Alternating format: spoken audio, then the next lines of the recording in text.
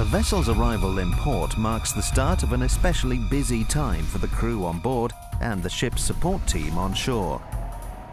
This is a time when the officer of the watch is critical to the safety and security of the ship. Watchkeeping in Port Edition 2 explains how company procedures, the master's standing orders and the chief officer's instructions provide the basis for the duties of the officer of the watch in port, along with any regulations specific to the port, harbour or terminal. Whatever the cargo or type of ship, many of the duties and responsibilities of the officer of the watch are the same.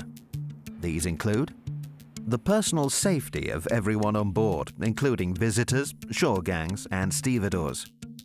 The safety of the ship and the safe and effective handling of the cargo.